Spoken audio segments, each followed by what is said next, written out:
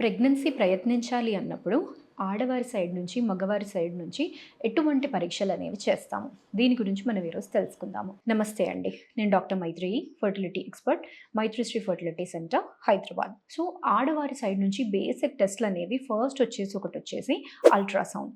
అంటే స్కానింగ్ అనేది. స్కాన్ చేసినప్పుడు గర్భసంచి, అండాశయాలు ఎలా ఉన్నాయి? గర్భసంచిలో ఏమైనా షేప్ ప్రాబ్లమ్స్ ఏమన్నా ఉన్నాయా? సైజ్ ఏమన్నా తక్కువుందా? ఎక్కువుందా? ఇవనేది చూస్తాం. షేప్‌లో ఏమైనా కానీ గర్భసంచిలో పొర ఏమైనా ఉందా? లేకపోతే 2 భాగాలుగా విడిపోయి ఉందా? ఆర్ ఎల్స్ ఒక్కటే భాగం ఉందా? ఇలాంటి ప్రాబ్లమ్స్ ఏమైనా గర్భసంచిలో ఉన్నాయా అనేది చూస్తాం. నెక్స్ట్ వచ్చేసి గర్భసంచిలో ఇంకేమైనా సమస్యలు లైక్ ఫైబ్రాయిడ్స్. ఫైబ్రాయిడ్స్ అంటే గర్భసంచిలో గడ్డల్లాగా ఉంటాయన్నమాట. అలాంటివి ఏమన్నా ఉన్నాయా? ఉంటే ఏ పొజిషన్‌లో ఉన్నాయి? ప్రెగ్నెన్సీ రావడానికి ఏమన్నా ఇబ్బందికరంగా ఉన్నాయా? ఇవన్నీ మనము రూల్ ఔట్ చేసుకోవాలి. తర్వాత వచ్చేసి అండాశయాల విషయానికి మనం వచ్చేస్తే దాంట్లో ఎన్ని నంబర్ ఆఫ్ ఫాలికల్స్ ఉన్నాయి. అంటే నార్మల్‌గా మనం వాడుక భాషలో ఎగ్స్ అన్నట్టుగా అంటాం.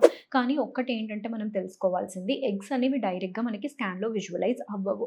ఎగ్ బయట లేయర్ ఏదైతే ఉంటుందో ఆ ఫాలికల్ అనేదే మనకి కనపడుతుందనమాట. ఎగ్ అనేది మైక్రోస్కోపిక్. ఓన్లీ మనము ఐవీఎఫ్‌లో ఎగ్స్ బయటికి తీసినప్పుడు మాత్రమే మనకు ఎగ్స్ అనేవి కనపడతాయి. సో, దీంట్లో మనకి రఫ్‌గా ఎన్ని నంబర్ ఆఫ్ ఫాలికల్స్ ఉన్నాయి, యాంట్రల్ ఫాలిక్యులర్ కౌంట్ అని అంటామనమాట. అది మనము తెలుసుకోవాల్సింది. సో, ఇక్కడ మనము మెయిన్‌గా ఇవనేది చూస్తాం.